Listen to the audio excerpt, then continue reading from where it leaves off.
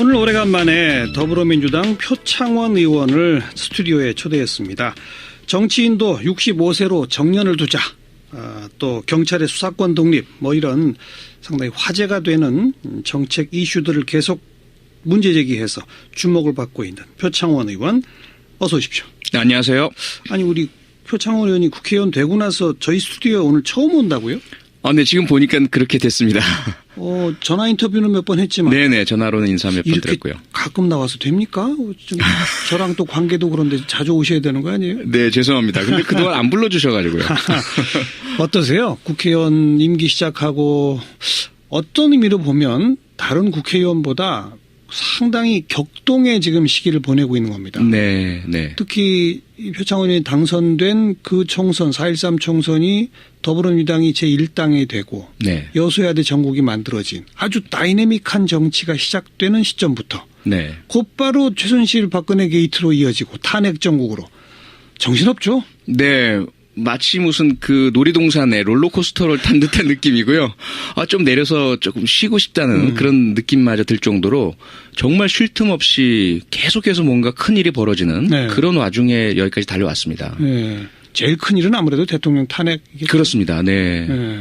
처음에 최순실 그 언론 지상에 보도되기 시작할 때 네. 어땠어요?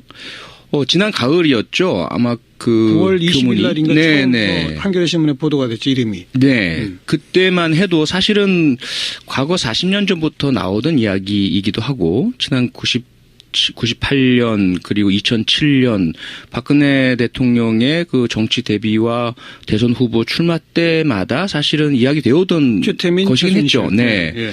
그리고 최순실이라는 이름도 사실은 제가 경찰대 교수로 있을 때 몇몇 기자들이 차명 땅에 그 어떤 진실을 같이 밝히자라든지 이런 부분 때문에 또 오촌 살인 사건이라든지 들여다보긴 했지만 진실에 다가가지는 못했었습니다. 근데 지난 9월에 국회에서 드디어 되게 정유라, 이화여대 이런 부분들부터 시작해서 이야기가 불거지기 시작하면서 네. 사실은 그때만 해도 저는 또 이야기가 나오는구나 이러다 말겠지라는 정도였습니다. 사실은. 예. 저는 국회의원이라 그래서 우리보다 좀 많이 아시나 했더니 그것도 아니었군요. 전혀 그렇진 않습니다. 그러니까 저희 상임위 소관의 무슨 부처와 관련된 일이라서 자료 공개 요청을 하고 그래서 자료를 받아봐서 국민들께서 모르는 어떤 구체적인 의사결정 사항이라든지 이런 부분들을 알아내고 그것을 가지고 대정부 질문을 하고 이렇게 하는 부분에 있어서는 국민들보다 좀 알 수 있는 부분들이 있습니다. 네. 근데 그 이외에 대해서는 국민 여러분께서 접하시는 것과 거의 같은 정도를 접하고 있습니다. 그러니까 표 의원 본인도 계속 놀라면서 지금까지 시간이 흘렀겠네요. 네, 그렇습니다. 설마 이럴 줄이야. 설마 이럴 줄이야. 네. 그랬죠. 네.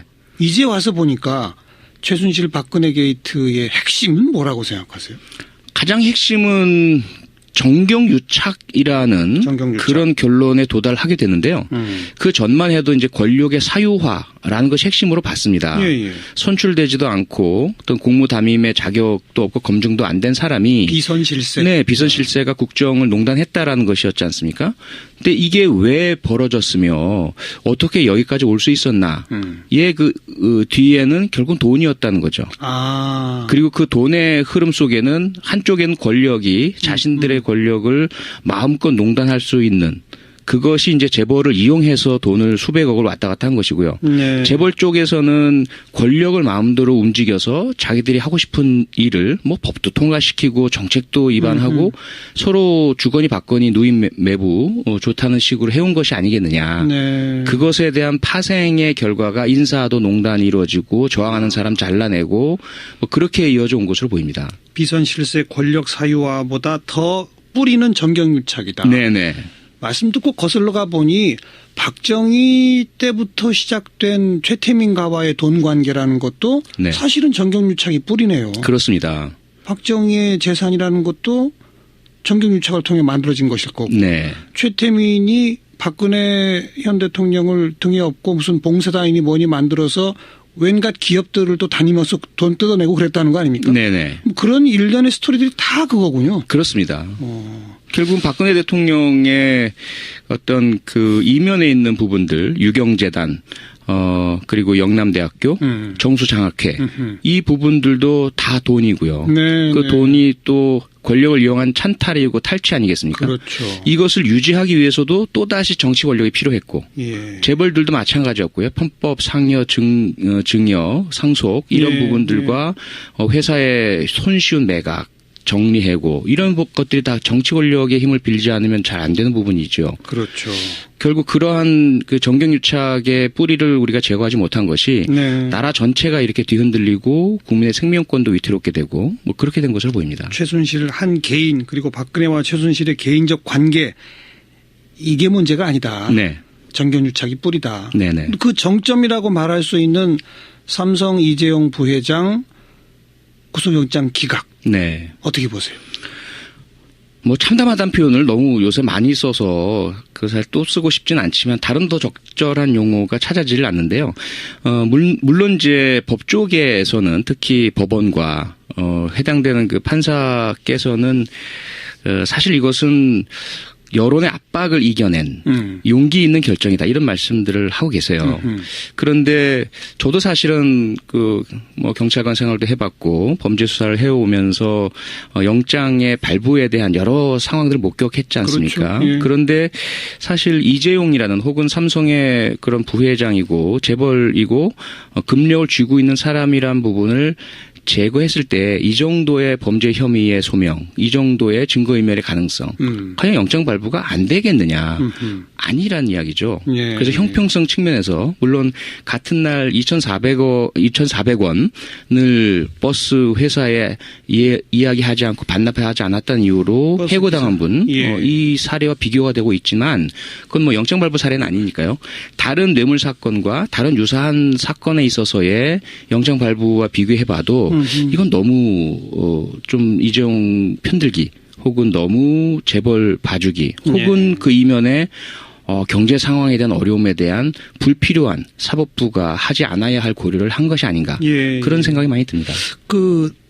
이거 정말 궁금해서 구속영장을 기각하면서 판사가 써내는 결정문에 네. 주거 및 생활 환경을 고려하여라는 표현이 들어가 있잖아요. 네, 네. 이걸 가지고 이제 일각에서는 그 재벌은 그러니까 구치소에도 갈 수 없다는 것을 표현한 거냐라고 네. 비판을 하는데 네. 법원 측에서는 이거는 도주 우려가 우려. 없다는 얘기를 그냥 일상적으로 관용적으로 이렇게 표기한다. 네네. 그래서 구속영장 기각 결정문에는 항상 주거 및 생활 환경을 고려하여가 들어간다. 네. 이렇게 법원이 해명했고 네. 뭐가 맞는 겁니까 이거? 뭐 둘 다 맞죠. 아 그래요? 네. 사실은 그 법원에서 특히 그 판사님이 재벌은 구치소 같은 데 들어가면 안 된다라는 의미로 그런 이야기를 쓰진 않습니다. 쓸 수도 없고요. 저도 좀 그렇게 의아했거든요. 예. 네. 그런데 영장 발부 사유는 가장 중요한 것이 주거 불안정, 그리고 도주 우려, 그렇죠. 증거인멸 가능성 그렇죠. 이 세 가지거든요. 그런데 이런 부분들을 뒷받침하는 것이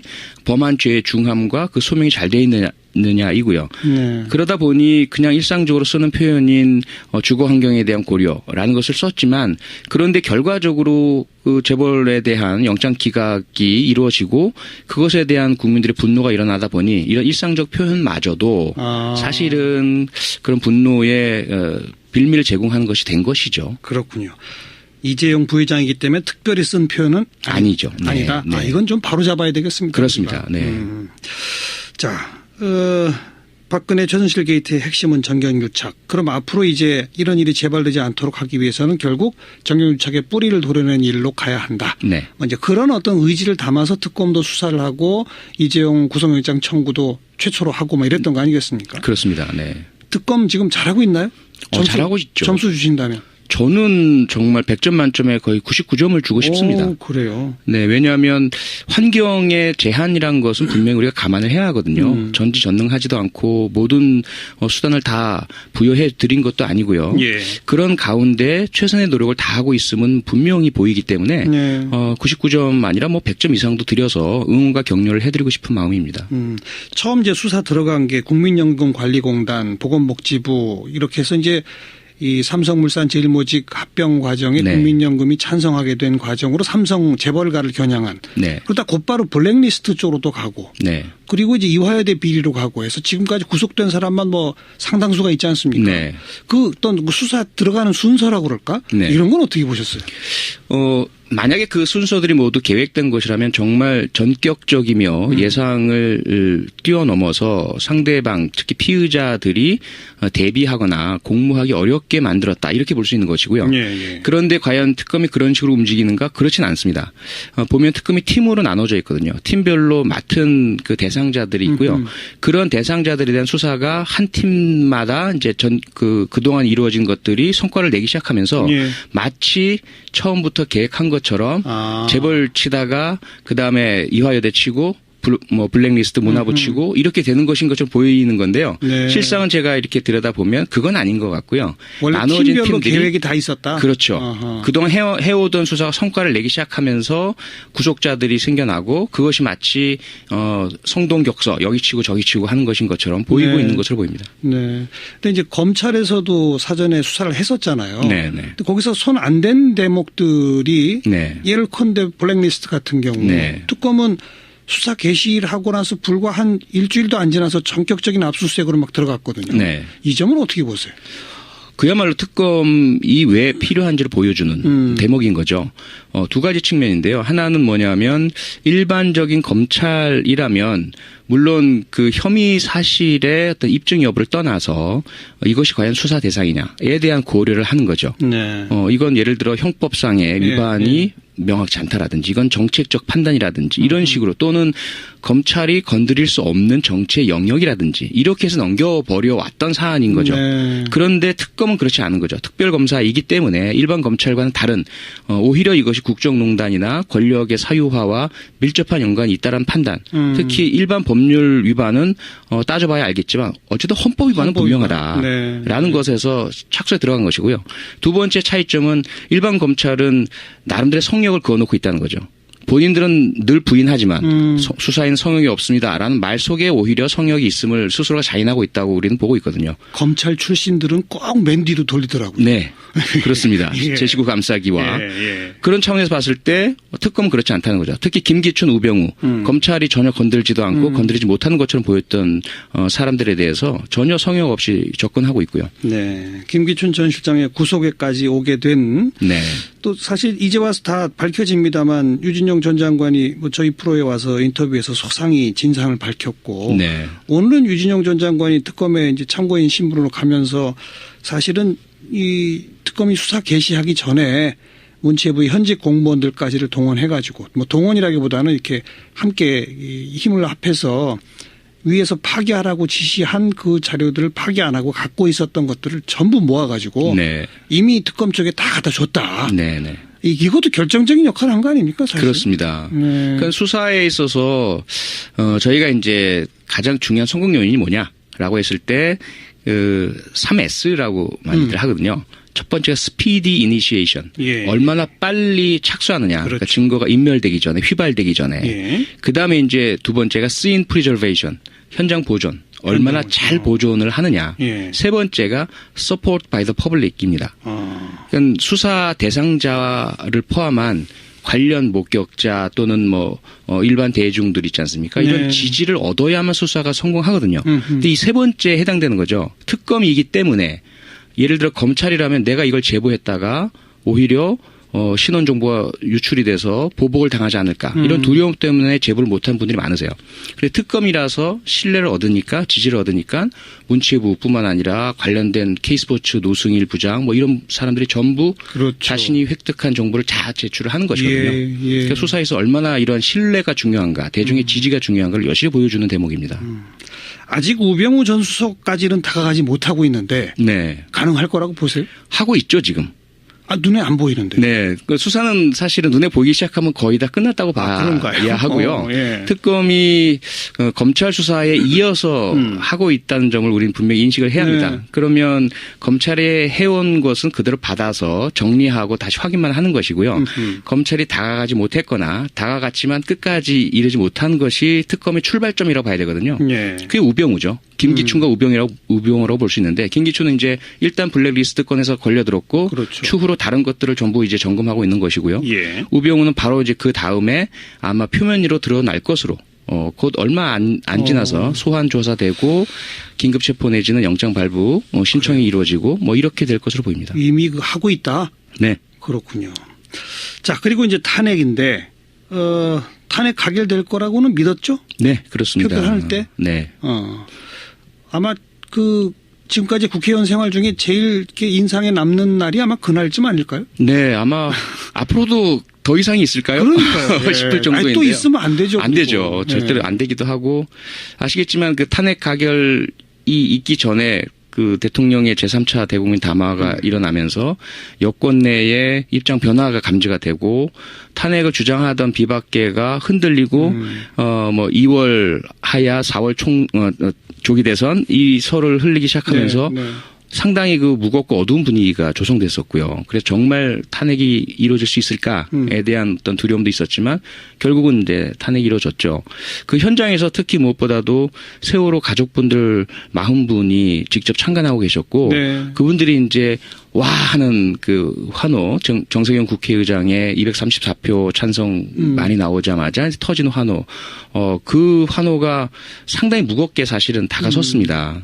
여기까지 이 지경까지 저분들을 힘들고 어렵게 만들었구나라는 그런 것 때문에요. 네. 헌법재판소는 지금 잘하고 있습니까? 잘하고 계신 것 같은데요. 그래요? 거기도 99점이에요? 약간은 특검보다는 조금은 이제 불안한 점이 있기 때문에 예상보다는 훨씬 더, 그러니까 저희들이 많은 걱정들을 했지 않습니까? 막 그 언론에서도 헌법재판관들의 성향 분석도 네. 막 하시고요. 네. 그런데 그런 우려는 사실 저는 가지고 있지 않았거든요. 그분들도 법조인이시고 국가와 국민을 너무나 사랑하시는 분들이고 다소간의 성향에 따라서 어떤 정치적인 부분에 대한 의견은 다를지 모르겠지만 지금이 얼마나 엄중한 시기이고 국민들이 얼마나 아파하고 계신지 그리고 빨리 이 사안에 대한 결말이 내려져서 국정 정상화가 이루어져야 될지 누구보다도 잘 알고 계시고 자신의 이름이 이 탄핵 심판의 결정문에 들어가게 된단 말이에요. 그런 분들이 어떤 작은 인연이나 사적인 관계 때문에 허투루 판단하시지는 않을 것으로 저는 확신을 하고 있었습니다. 그리고 속도도 굉장히 내고 있는 거죠. 네, 그럼요. 거의 그 최선을 다해서 군더더기 없이 빠른 결정을 하기 위한 노력들을 하고 계신 것으로 보이고요. 네. 대통령 변호인단들이 그 소송 지연을 위한 다양한 그 요구들을 하고 제안도 하고 논리도 내세우지만 다 그 재판관들에 의해서 기각당하고 네. 제지당하고 하는 모습들을 보면서 너무나 잘하고 계셔서 감사한 마음입니다. 오늘 이제 또 무더기 추가 증인 신청한 가운데 몇 사람과도 어쨌든 채택이 돼가지고 뭐 2월 중순 정도까지는 이미 공판 길이 잡혔단 말이에요. 네. 그럼 이제 그걸로 끝낼 수 있을까요? 또 더 늘어질까요? 그건 아마 예측하기 어려운가요? 네, 아니요. 근데 예측은 가능하죠. 더 늘어질 가능성은 거의 없고 거의 마지막 배려이지 않을까 싶습니다. 그래서 아마 대통령 측에 대한 마지막 배려다. 그렇죠. 그렇죠. 일단 헌법재판소에 이제까지의 해오신 부분들을 보면 양측 모두에게 하고 싶은 거 다 해라. 제출하고 싶은 거 다 제출해라. 다만 기본은 있다. 뭐냐면 국가와 국민을 위해서 헌법재판소가 더 이상 끌 수 없는 지점은 있다라는 것들을 이렇게 보여주신 것 같아요. 그런 가운데서 허용할 것은 허용하되 안 되는 건 안 되는 것이고 그래서 워낙 많은 제지를 하다 보니 대통령 측에 조금 너무 심했지 않았나라는 그런 부분이 있는 것 같습니다. 그러다 보니 마지막으로 아마 허용해 준 것이 추가 증인의 채택인 것으로 보이고요. 그 이상의 아마 배려나 그런 건 없을 것으로 거의 확신합니다. 알겠고요. 오늘 일단 여기까지 하고요. 네. 이제 좀 자주 뵙도록 하겠습니다. 네, 불러주십시오. 나와주셔서 고맙습니다. 고맙습니다. 더불어민주당 표창원 의원이었습니다. 오늘 오래간만에 더불어민주당 표창원 의원을 스튜디오에 초대했습니다. 정치인도 65세로 정년을 두자. 또 경찰의 수사권 독립 뭐 이런 상당히 화제가 되는 정책 이슈들을 계속 문제 제기해서 주목을 받고 있는 표창원 의원 어서 오십시오. 네, 안녕하세요. 아니 우리 표창원 의원이 국회의원 되고 나서 저희 스튜디오에 오늘 처음 온다고요? 네, 지금 보니까 그렇게 됐습니다. 전화 인터뷰는 몇 번 했지만. 네네, 전화로는 인사 몇 번 드렸고요. 가끔 나와서 됩니까? 좀 저랑 또 관계도 그런데 자주 오셔야 되는 거 아니에요? 네, 죄송합니다. 근데 그동안 안 불러주셔가지고요. 어떠세요? 국회의원 임기 시작하고 어떤 의미로 보면 다른 국회의원보다 상당히 격동의 지금 시기를 보내고 있는 겁니다. 네, 네. 특히 이 표창원 의원이 당선된 그 총선, 4.13 총선이 더불어민주당 이게 왜 벌어졌으며 어떻게 여기까지 올 수 있었나? 예, 뒤에는 결국 돈이었다는 거죠. 그리고 그 돈의 흐름 속에는 한쪽에는 권력이 자신들의 권력을 마음껏 농단할 수 있는 그것이 이제 재벌을 이용해서 돈을 수백억을 왔다 갔다 한 것이고요. 네. 재벌 쪽에서는 권력을 마음대로 움직여서 자기들이 하고 싶은 일을 뭐 법도 통과시키고 정책도 위반하고 서로 주거니 받거니 누임 매부 좋다는 식으로 해온 것이 아니겠느냐. 네. 그것에 대한 파생의 결과가 인사도 농단이 이루어지고 저항하는 사람 잘라내고 뭐 그렇게 이어져 온 것으로 보입니다. 비선 실세 권력 사유화보다 더 뿌리는 정경유착이다. 네네.